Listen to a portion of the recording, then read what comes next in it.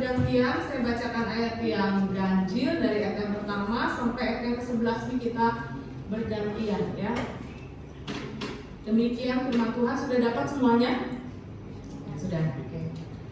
Kebangkitan Kristus.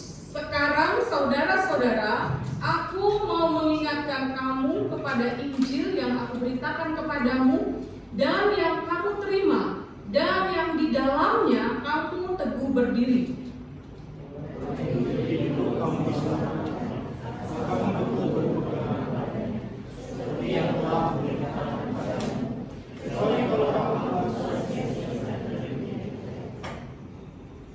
Sebab yang sangat penting telah kusampaikan kepadamu, yaitu apa yang telah kuterima sendiri, ialah bahwa Kristus telah mati karena dosa-dosa kita sesuai dengan kitab suci.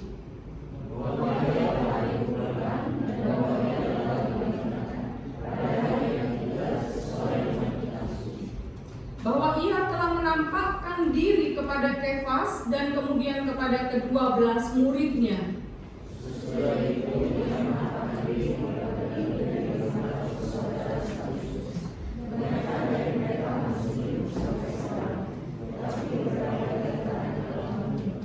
Selanjutnya ia menampakkan diri kepada Yakobus, kemudian kepada semua rasul.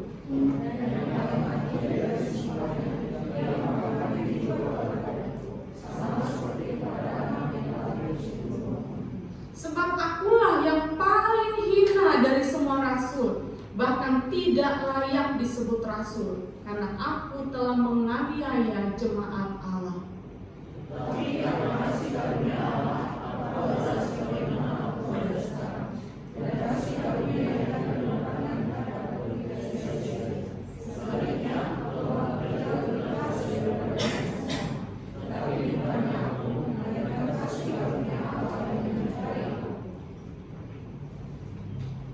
ya, demikian firman Tuhan. Biarlah firman Tuhan memberkati kita semua.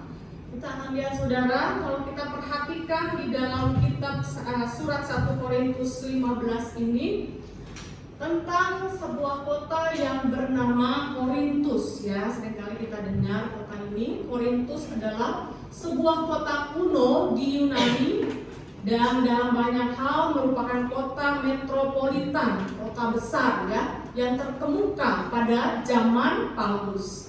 Nah, seperti banyaknya kota yang makmur pada masa kini, Korintus menjadi kota yang bukan hanya besar tetapi juga angkuh secara intelek, kaya secara materi, bejat secara moral. Segala macam dosa merajalela di kota ini yang terkenal karena perbuatan amoralnya.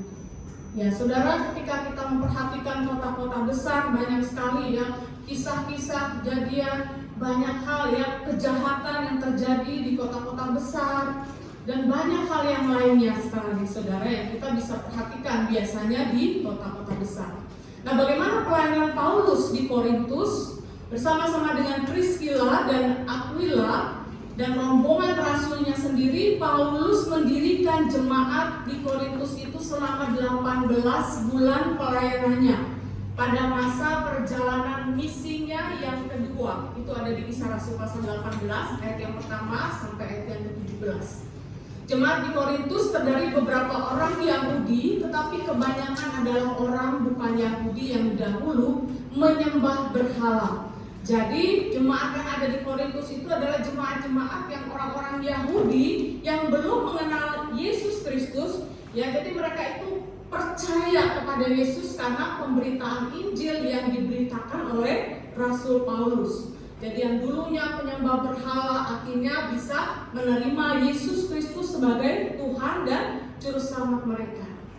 Lalu kemudian setelah itu Paulus meninggalkan Korintus. Nah, pada saat Paulus meninggalkan Korintus, berbagai macam masalah timbul dalam gereja yang masih muda itu, yang masih memerlukan motivasi pengajaran rasulinya, dan juga melalui surat-suratnya dan kunjungan-kunjungan pribadinya, Rasul Paulus juga terus menguatkan orang-orang jemaat-jemaat di Korintus supaya mereka bisa memiliki kehidupan yang dekat dengan Tuhan. Salah satu permasalahan yang terjadi pada jemaat Korintus itu berbicara tentang kebangkitan Kristus, saudara.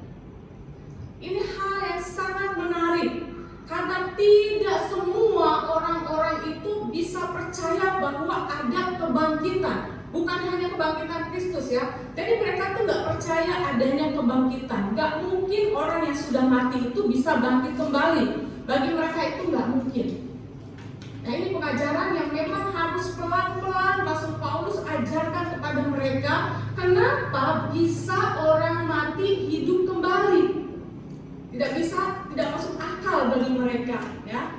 Nah, beberapa orang percaya saat itu, mereka percaya Yesus, tapi mereka ada yang tidak percaya juga tentang kebangkitan orang mati ini. Dan Paulus menjelaskan di dalam 1 Korintus 15 ayat 20 sampai 21 mengajarkan bahwa jika Kristus tidak dibangkitkan, maka sia-sialah kepercayaan kamu. Inilah jaminan orang saleh yang telah mati dan akan hidup kembali. Coba kita perhatikan, saudara, dari mulai ayat yang ke-14 ya, kita lihat dari ayat yang ke-14. Andai kata Kristus tidak dibangkitkan, sia-sialah pemberitaan kami dan sia-sialah juga kepercayaan kamu. Nah, kemudian di dalam ayat yang ke-15, lebih daripada itu kami ternyata berdusta kepada Allah, ya. Karena tentang Dia kami katakan bahwa Ia telah membangkitkan Kristus, padahal Ia tidak membangkitkannya. Andai kata benar orang mati tidak dibangkitkan. Jika Kristus tidak dibangkitkan, sia-sialah kepercayaan kamu dan kamu masih hidup dalam dosamu. Paulus menjelaskan kepada orang-orang Korintus, jemaat-jemaat di Korintus, supaya mereka bisa mengerti, percaya bahwa Yesus itu telah bangkit. Hal ini memang hal yang tidak masuk akal, tetapi bagi Allah tidak ada yang tidak mungkin. Amin. Bagi Allah tidak ada yang mustahil.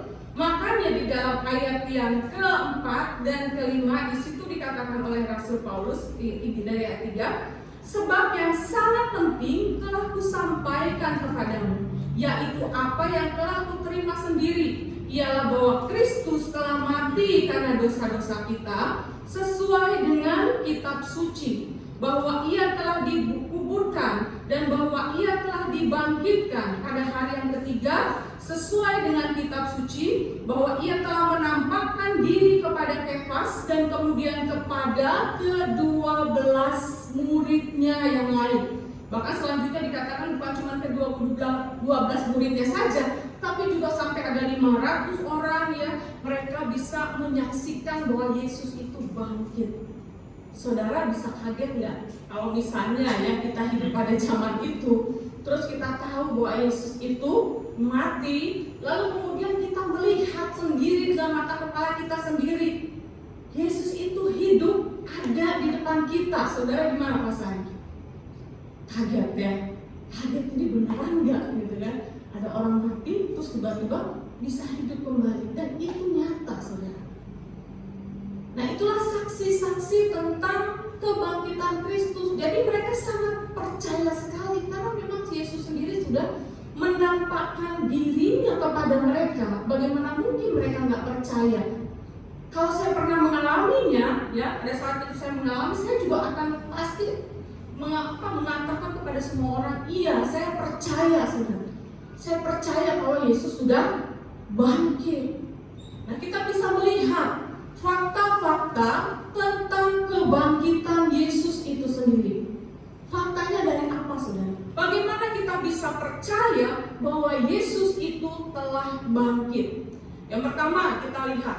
Yang pertama, batu kubur Yesus telah terguling dan Yesus tidak ada di dalam kubur itu sendiri. Kalau kita buka dari Lukas pasal 24 ayat yang pertama sampai ayat yang ketiga. Coba kita lihat ya, supaya kita benar-benar juga harus punya keyakinan. Jangan sampai kita sendiri ragu-ragu, benar-benar gak sih Yesus sudah bangkit ya. Nah, kita lihat ya, Lukas pasal 24, pagi-pagi benar, ayat yang pertama, pada hari pertama minggu itu mereka pergi ke kubur membawa rempah-rempah yang telah mereka sediakan. Mereka mendapati batu sudah terguling berguling dari kubur itu. Dan setelah mereka masuk, mereka tidak menemukan jenazah Tuhan Yesus. Nah, kalau sudah seperti itu peristiwanya, saudara, berarti ada saksi yang menyaksikan bahwa memang Yesus sudah tidak ada. Tidak ada di kubur itu. Terus Yesusnya kemana? Mereka kan penasaran. Yesus bangkit, iya, tapi bangkitnya kemana? Siapa yang ambil gitu loh? Mungkin ada orang berpikiran begitu. Siapa yang mengambil mayat Yesus ini? Nah, selanjutnya di situ dikatakan bahwa mereka sangat ketakutan waktu mereka sedang termangu-mangu, mereka sedang kebingungan, mereka takut apa yang terjadi pada saat itu karena tidak menemukan mayat Yesus di sana. Lalu kemudian apa yang terjadi? Ada kedua orang malaikat Tuhan berkata kepada mereka, "Mengapa kamu mencari Dia yang hidup di antara orang mati? Dia tidak ada di sini, Dia telah bangkit. Ingatlah apa yang dikatakannya kepada kamu ketika Ia masih di Galilea, yaitu bahwa Anak Manusia harus diserahkan ke tangan orang-orang berdosa dan disalibkan dan bangkit pada hari yang ketiga." Mereka menyaksikan bagaimana malaikat Tuhan berbicara kepada mereka yang sedang ketakutan, yang sedang kebingungan karena mereka tidak melihat Yesus ada di sana. Itu membuat mereka kaget. Dan setelah itu apa yang mereka lakukan? Mereka pergi, mereka kemudian mencari murid-murid Yesus yang lainnya. Mereka mencari Petrus, mereka mengatakan hal itu kepada Petrus, mengatakan bahwa Yesus tidak ada di dalam kubur, Yesus sudah bangkit. Nah, itu tambah bingung lagi, saudara, murid-muridnya yang lain. Akhirnya mereka penasaran dan Petrus lari kemudian pergi ke kubur itu untuk melihat apakah yang dikatakan oleh Maria dan teman-temannya itu benar atau tidak. Itu membuktikan bahwa Yesus benar-benar bangkit dan hidup. Dan yang kedua, ada saksi yang bukan hanya Maria Magdalena dan teman-teman yang lain yang melihat kubur kosong itu, saudara. Ya, kita coba lihat di dalam Markus pasalnya yang ke-16 ayat yang ke-1 sampai ayat yang ke-3. Ya, saya minta ada satu orang bisa bantu saya untuk bacakannya.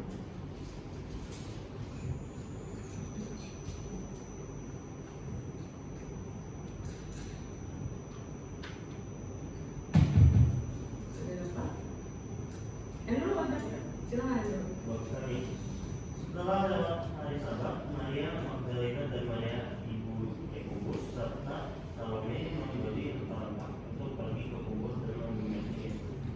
Dan pagi-pagi benar pada hari pertama minggu. Setelah matahari terbit, pergilah mereka ke kubur. Mereka berkata seorang kepada yang lain, "Siapa yang akan mengguli tempat itu bagi kita?" Ya, jadi ini Maria Magdalena dan Maria ibu Yakobus, ya, saksi dari kematian Yesus, kebangkitan Yesus itu. Ketika mereka berjalan untuk bisa datang ke kubur Yesus, mereka bertanya, siapa yang akan menggulingkan batu itu bagi kita? Kenapa harus berkata demikian? Karena kuburan zaman dulu itu bukan kuburan seperti zaman sekarang, saudara, ya.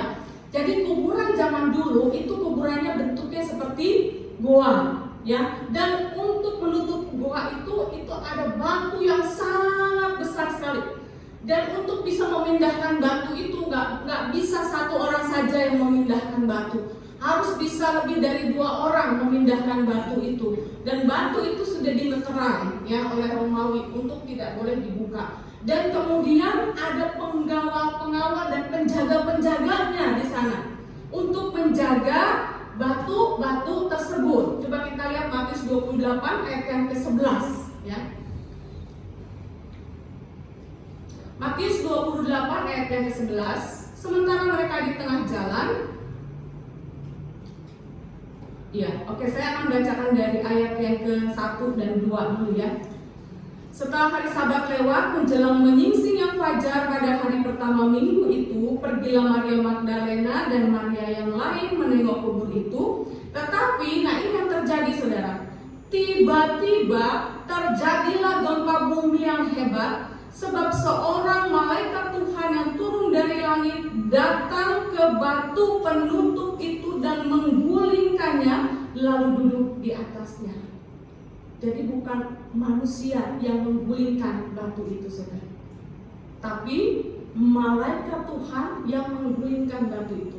Terus penjaga-penjaganya yang menyaksikan itu gimana?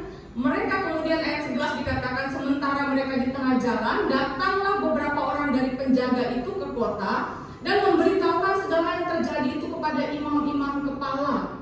Jadi mereka memberitahukan bahwa kubur itu sudah terbuka, ya.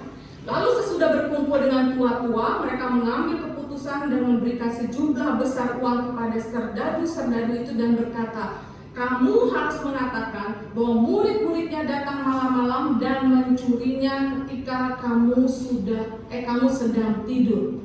Apabila hal ini terdengar oleh gubernur, kami akan berbicara dengan dia sehingga kamu tidak mendapatkan kesulitan apa-apa. Mereka menerima uang itu dan berbuat seperti yang telah dipesankan kepada mereka.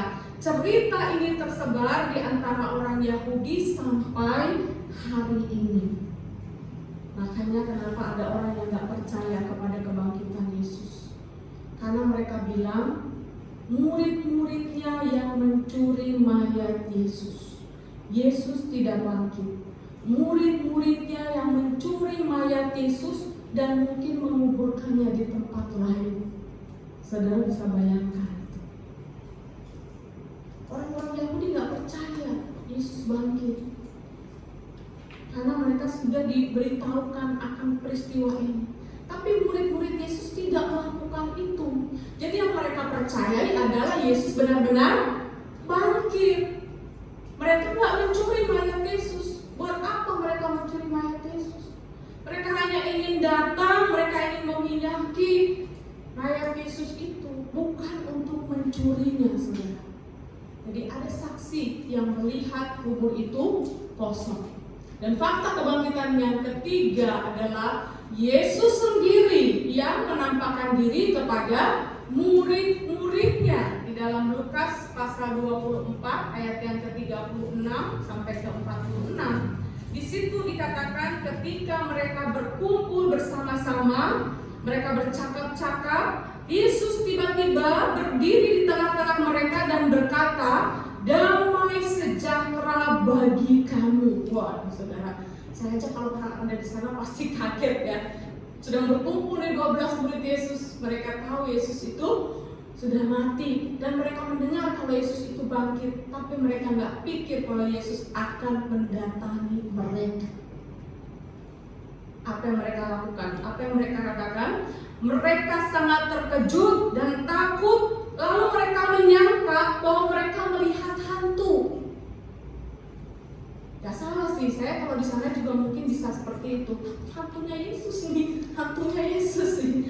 Jadi Yesus penampakan gitu. Nggak tahu ya, jadi itu benar atau enggak, mereka juga takut ya. Tapi apa yang Yesus katakan? Dia berkata kepada mereka, mengapa kamu terkejut dan apa sebabnya timbul keraguan-keraguan di dalam hati kamu? Lihatlah tanganku dan kakiku, aku sendirilah ini. Rabalah aku dan lihatlah, karena hantu tidak ada daging dan tulang seperti yang kamu lihat ada padaku. Lalu sambil berkata demikian, ia memperlihatkan tangannya dan kakinya kepada mereka. Yesus bangkit bukan hantu, bukan tidak ada daging, tidak ada badannya, tapi Yesus benar-benar menunjukkan luka di tangan dan kakinya, saudara. Mereka menyaksikan sendiri Yesus menampakkan diri kepada mereka. Dan bukan hanya menampakkan diri, mereka bilang ada makanan apa di sini. Yesus mau makan. Sampai mereka belum selesai terkejut, mereka makan sama-sama. Luar biasa ya, ajaib Tuhan. Dari situ kita benar percaya bahwa Yesus sudah bangkit. Saudara percaya nggak? Amin. Percaya. Jadi saudara jangan ragu-ragu ketika ditanya oleh teman kita, ketika ditanya oleh orang-orang yang percaya Tuhan, emang bisa orang mati bangkit lagi? Bisa. Dari mana buktinya? Kita kasih tahu, baca firman Tuhan ini. Yesus sudah bangkit. Kalau mereka nggak percaya gimana? Buktinya terserah mereka. Kita jangan paksa orang lain untuk percaya atau tidak percaya pada Tuhan. Yang penting kita sedang menceritakannya. Amin. Banyak orang yang malu atau takut memberitakan Injil. Kenapa saudara? Karena mereka takut. Pasti mereka nggak percaya. Mana ada orang mati bangkit lagi. Tapi kita sebagai murid-murid Kristus, kita harus yakin dan percaya dengan iman kita bahwa Yesus sudah benar-benar bangkit. Itulah fondasi iman kita. Itulah inti kita menjadi orang Kristen. Kenapa kita percaya Yesus? Kalau dia mati tidak bangkit lagi, dia sama dengan pemimpin-pemimpin agama yang lain. Saudara tahu, semua pemimpin-pemimpin agama di dunia ini, mereka dieluk-elukan, mereka dihormati, mereka disembah-sembah. Tapi setelah mereka mati, tidak ada kebangkitan. Bedanya dengan Yesus. Yesus mati dan setelah itu dia bangkit dan hidup. Itulah yang membedakan. Itulah yang menunjukkan bahwa Yesus Kristus itu adalah Tuhan dan Juru Selamat. Lalu kemudian Paulus mengatakan kembali di dalam ayat yang ke-9. Saudara perhatikan ayat yang ke-9. Ayat yang ke-8 dan 9 ya. Yang paling akhir dari semuanya, ia menampakkan diri juga kepadaku, kata Paulus ya.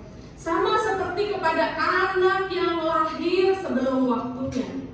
Sebab akulah yang paling hina dari semua rasul, bahkan tidak layak disebut rasul, karena aku telah menganiaya jemaat Allah. Mungkin kita bertanya, apa hubungannya kebangkitan Yesus dengan Paulus? Ini yang akan membuat kita bisa melihat latar belakang dari kehidupan Paulus. Siapa Paulus itu sampai dia bisa menjadi Rasul Kristus yang memberitakan Injil kepada semua orang, yang menyaksikan bahwa dia sudah bertemu dengan Yesus. Siapa yang tidak kenal dengan Rasul Paulus, saudara? Yang dulunya bernama Saulus, yang kemudian dia adalah seorang penganiaya jemaat. Waktu Stefanus mati dibunuh, dia juga ada di sana dan dia setuju kalau Stefanus harus dibunuh. Ada Stefanus di belakang. Langsung nggak pegang. Ya, Stefanus, murid-murid Yesus, mati dibunuh. Saulus ada di sana, saudara. Dia sangat membenci orang Kristen, dia sangat membenci pengikut Yesus. Dia tidak percaya kepada Yesus, dia tidak percaya kepada kebangkitan. Bahkan saudara, dia mengancam untuk membunuh murid-murid Yesus. Nah, ini yang menarik saudara. Kita buka di dalam Kisah Para Rasul, kita kembali mengingat bagaimana kisah dari pertobatan Saulus. Dari orang yang membenci Yesus sampai dia akhirnya menjadi pengikut Tuhan Yesus. Kisah Rasul pasal 9 ayat yang pertama ini ya. Saulus bertobat. Sementara itu hati Saulus masih berkobar-kobar untuk mengancam dan membunuh murid-murid Tuhan. Ia menghadap imam besar dan meminta surat kuasa untuk dibawa kepada rumah-rumah ibadat Yahudi di Damsyik, supaya jika ia menemukan laki-laki atau perempuan yang mengikuti jalan Tuhan, ia dapat menangkap mereka dan membawa mereka ke Yerusalem untuk dibunuh, saudara, untuk diadili. Dan dalam perjalanannya ke Damsyik, ketika ia sudah dekat kota itu, tiba-tiba apa yang terjadi? Cahaya memancar dari langit mengelilingi dia. Ia rebah ke tanah dan dia mendengar suara yang berkata, Saulus, Saulus, mengapa engkau menganiaya aku? Jawab Saulus, siapa engkau Tuhan? Katanya, akulah Yesus yang kau aniaya itu. Tetapi bangunlah dan pergilah ke dalam kota. Di sana akan dikatakan kepadamu apa yang harus kau perbuat. Teman-temannya bingung saudara, karena yang cuma bisa dengar suara Yesus itu cuma Paulus, cuma Saulus. Teman-temannya termangu-mangu karena mereka seorang pun ya mendengar ya, dia mendengar tapi tidak ada seorang pun di sana. Saulus selalu bangkit, membuka matanya, tapi dia tidak bisa melihat apa-apa. Mereka harus menuntunnya sampai ke Damsyik. Disitulah awal dari pertemuan Saulus dengan Tuhan Yesus. Saudara bisa bayangkan, seorang yang menganiaya Yesus, yang membenci orang-orang Kristen, berubah 180 derajat menjadi pengikut Kristus. Dia percaya bahwa dia bertemu dengan Yesus Kristus, saudara. Ada satu bagian yang tidak masuk ya. Nah, saudara, apa yang membuat Paulus itu mengalami satu perubahan yang sangat radikal? Kenapa, saudara? Kenapa Paulus ini dari yang membenci Yesus sampai akhirnya dia percaya kepada Yesus Kristus? Bahkan bukan hanya percaya, dia memberitakan Injil kemana-mana, saudara. Apa yang membuat dia berubah? Apa yang mentransformasi hidupnya? Yang pertama adalah perjumpaan dengan Kristus. Apa, saudara? Perjumpaan dengan Kristus. Itu yang membuat dia berubah. Ada satu perubahan ketika seseorang bertemu langsung secara pribadi dengan Yesus. Ada satu perubahan, saudara. Paulus yang tadinya menjadi penganiaya jemaat, akhirnya dia kemudian melayani Tuhan. Itu yang Paulus lakukan, saudara. Ketika dia berjumpa dengan Kristus, kemudian dia menyerahkan hidupnya kepada Tuhan, kemudian dia mulai penginjilannya, dia diutus ke Antioquia, dia diutus ke Efesus, dia diutus ke Filipi, ke Tesalonika, ke Korintus, dia mengalami tantangan, karam kapal, dia dipenjara. Semua itu tidak mengurangi hatinya untuk menjadi pengikut Kristus, menjadi murid Kristus sampai akhir hidupnya di penjara. Karena satu hal, perjumpaan dengan Kristus. Apa yang membuat Paulus mengalami transformasi? Perjalanan hidupnya dia serahkan kepada Yesus. Ada satu perubahan yang radikal. Ada satu perubahan yang sangat menyolok sekali dalam diri Rasul Paulus. Itu yang membuat Paulus menjadi berubah, saudara. Ada pengaruhnya ketika seseorang itu mulai mengenal Yesus secara pribadi dengan orang Kristen yang hanya datang beribadah, datang ke gereja, merasa biasa-biasa saja, belum mengalami perjumpaan dengan Yesus. Bedanya apa, saudara? Bedanya adalah ketika seseorang mengalami perjumpaan dengan Kristus itu secara pribadi. Ya, mungkin kita saat ini sedang mengumpul ya, kita sedang memuji Tuhan. Yesus berbicara secara pribadi kepada kita. Ketika kita sedang memuji Tuhan, Tuhan menjamah hati kita bisa menangis. Perjumpaan dengan Yesus. Dan kemudian pada saat kita sedang berdoa ya secara pribadi dengan Tuhan, ketika kita membaca firman Tuhan, kita bisa mengalami perjumpaan dengan Yesus. Kan sekarang Yesus nggak bisa dilihat. Gimana caranya kita mau berjumpa dengan Yesus? Melalui kebenaran firman Tuhan yang kita baca. Ketika kita membaca satu ayat yang menegur kita, itu adalah perjumpaan dengan Yesus. Yang satu titik di mana mengubah kehidupan kita, itu adalah perjumpaan dengan Yesus. Perjumpaan dengan Yesus juga kita bisa alami ketika kita mengalami pergumulan yang berat di dalam hidup kita, dan pada saat kita ada di dalam titik terendah, di situ Tuhan menolong kita. Disitulah kita mengalami perjumpaan dengan Yesus. Ada banyak cara Yesus berjumpa dengan kita secara pribadi. Dan pertanyaannya, apakah kita pernah mengalami itu? Perjumpaan dengan Yesus secara pribadi. Itu yang membedakan ketika kita sebagai orang-orang Kristen, hidup kita itu benar-benar kita berikan untuk Tuhan, ataukah hidup kita sebagai orang Kristen hanya orang Kristen yang biasa-biasa saja.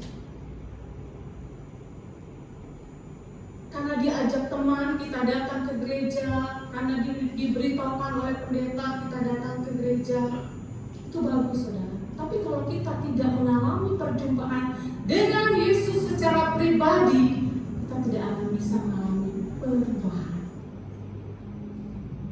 Ya, pengalaman pribadi dengan Tuhan itulah yang mengubah kehidupan kita.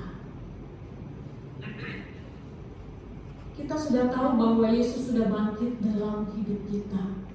Sekarang kita bertanya di dalam hati kita, apa sih makna kebangkitan Kristus itu dalam hidup kita?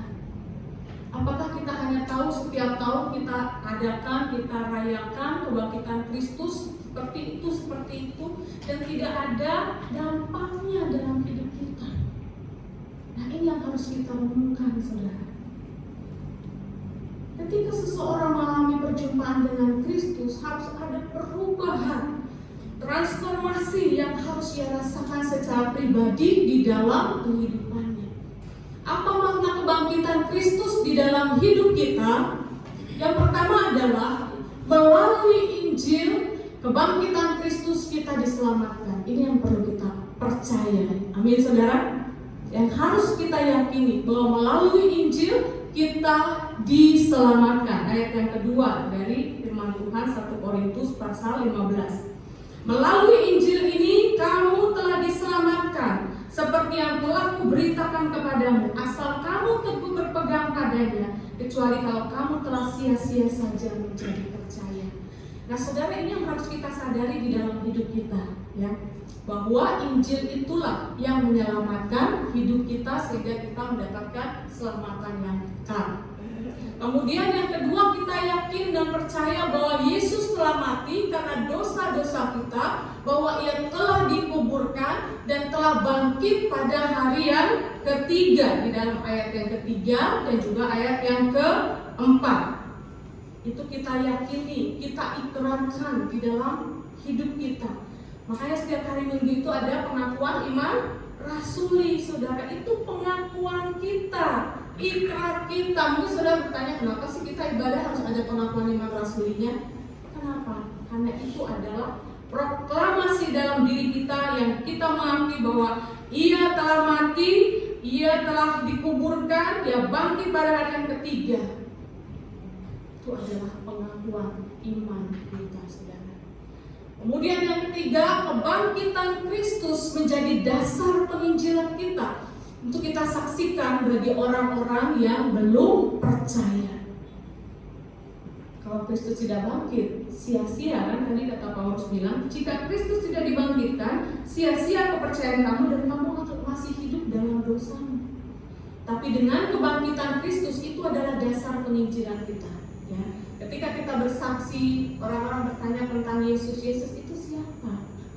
Itu pertanyaan yang sepertinya, oh, kita menganggap itu sebagai sesuatu hal yang biasa. Tapi ketika ada orang bertanya tentang Yesus, berarti ada satu keingintahuan dari orang itu, saudara. Itulah menjadi kesempatan bagi kita untuk menjelaskan Yesus itu siapa. Yesus itu adalah Tuhan. Yesus itu juru selamat. Dia datang ke dunia, dia lahir ke dunia. Kemudian dia mati, dia dikuburkan, hari yang ketiga dia bangkit, dia naik ke surga, hidup dan menyelamatkan saya. Itu kesaksian iman kita, saudara. Terus kalau orang itu tidak percaya gimana? Tidak apa-apa. Kita tidak memaksa orang untuk percaya. Kita hanya mendeklarasikan bahwa itulah iman kita. Dan kita yakin kalau Roh Kudus bekerja, pasti dia akan percaya. Amin. Kemudian saudara, yang keempat, dengan kebangkitan Yesus kita mengalami transformasi, perubahan hidup yang lama kepada hidup yang baru. Ini di dalam ayat yang ke-10-11 tadi yang kita lihat dari kehidupan siapa? Rasul Paulus, ya. Namun karena anugerah Allah, aku adalah sebagaimana aku adanya sekarang. Dan anugerah yang diberikan kepadaku tidak sia-sia. Sebaliknya aku telah bekerja keras dari mereka semua, tetapi bukan aku, melainkan anugerah Allah yang menyertai aku. Sebab itu baik aku maupun mereka, demikianlah kami mengajar dan demikianlah kamu menjadi percaya. Itu pengalaman Rasul Paulus. Kehidupan yang berubah dari hidup yang lama kepada kehidupan yang baru. Karena apa? Karena dia percaya pada kebangkitan Yesus. Ketika kita percaya pada kebangkitan Yesus, mengalami perjumpaan dengan Yesus, itu akan mengubah kehidupan kita. Perubahan apa yang kita telah alami selama kita menjadi orang percaya? Ini yang perlu kita renungkan, saudara. Perubahan apa yang terjadi di dalam kehidupan kita setelah kita percaya kepada Yesus? Atau setelah kita dibaptis, yang sudah ikut SMK, yang sudah mengikuti kelas SMK, saudara yang sudah dibaptis, apa perubahan yang saudara alami setelah kita mengikut Yesus? Kalau kita setelah mengikuti kelas SMK, ya setelah dibaptis, hidup kita biasa-biasa saja, perlu dipertanyakan. Apakah kita sudah mengalami perjumpaan dengan Tuhan atau tidak? Karena selama ini kita tidak mengalami perubahan apa-apa. Disinilah kita mau belajar. Seperti Rasul Paulus yang telah berubah karena sudah berjumpa dengan Yesus. Marilah kita juga pada saat ini refleksikan di dalam kehidupan kita. Kita renungkan, kita pikirkan. Saya sudah mengalami perubahan apa ya dalam hidup saya, dalam keluarga saya, dengan orang tua saya, dengan saudara-saudara kita seiman. Apakah kita sudah menjadi lebih baik?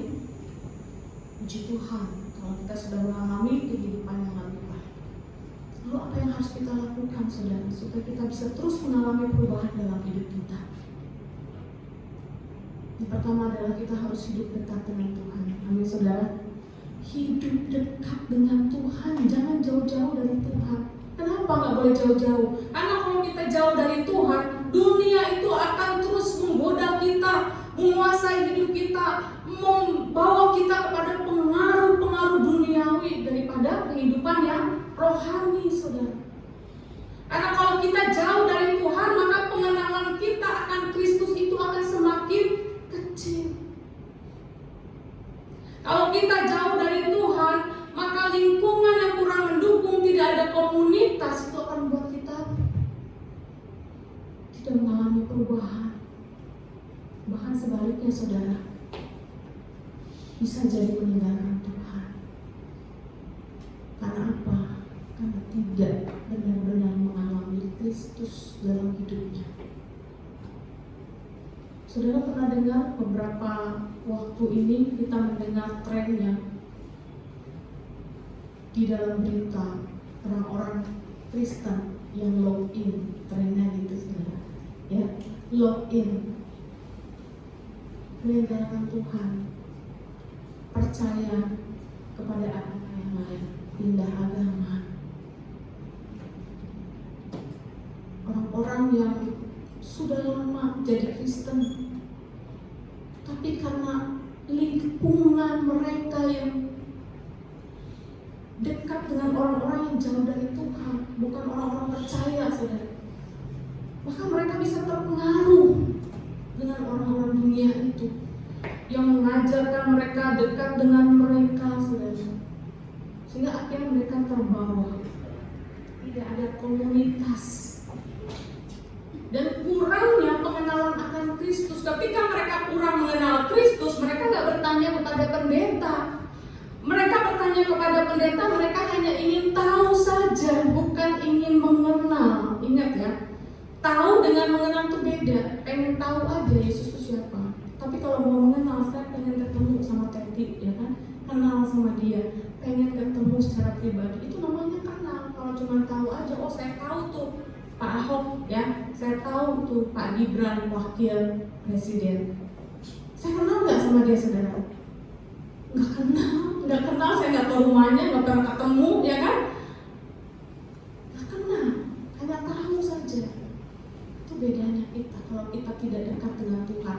Kita hanya tahu Tuhan, tapi kita nggak kenal siapa Dia, kita nggak dekat sama Dia, kita nggak menghidupi Dia, saudara.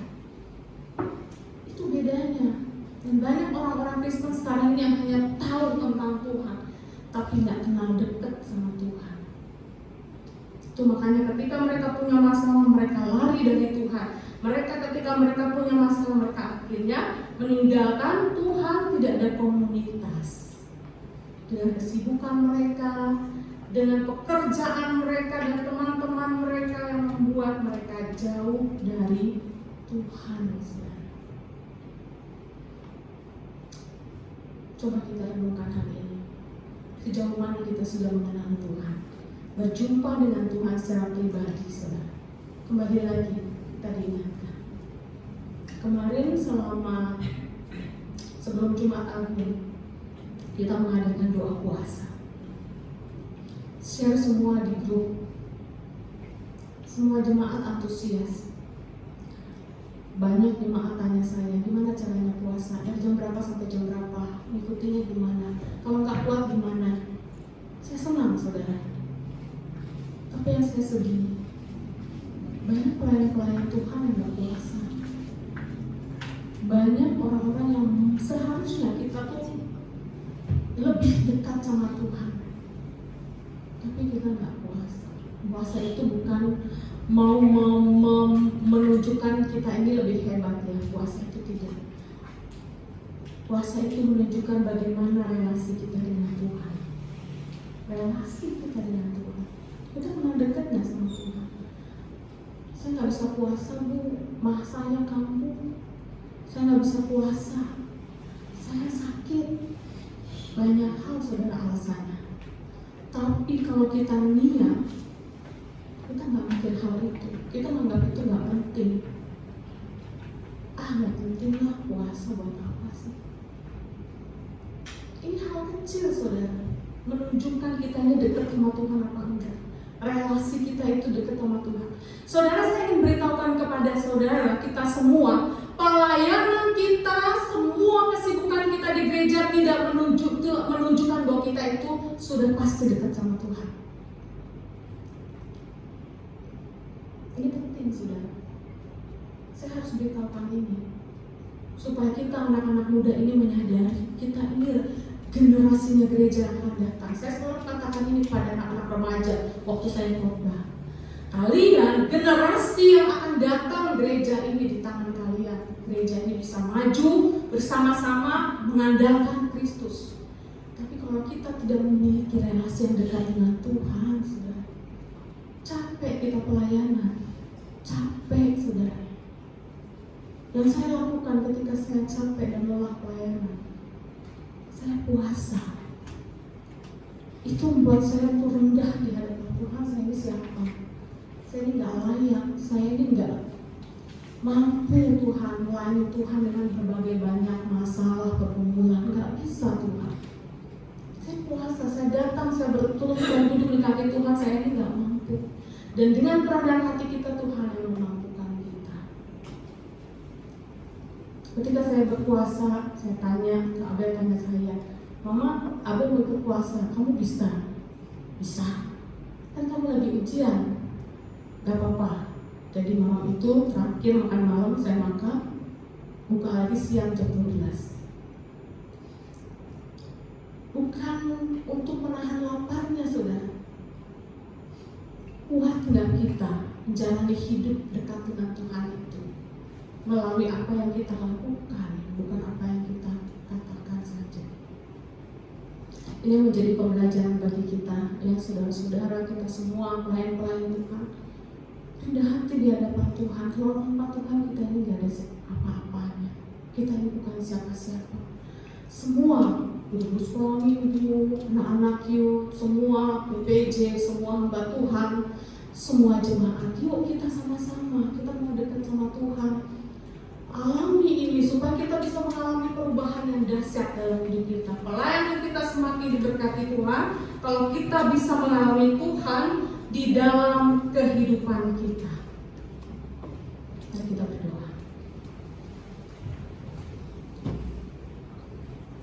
Tuhan Yesus, terima kasih.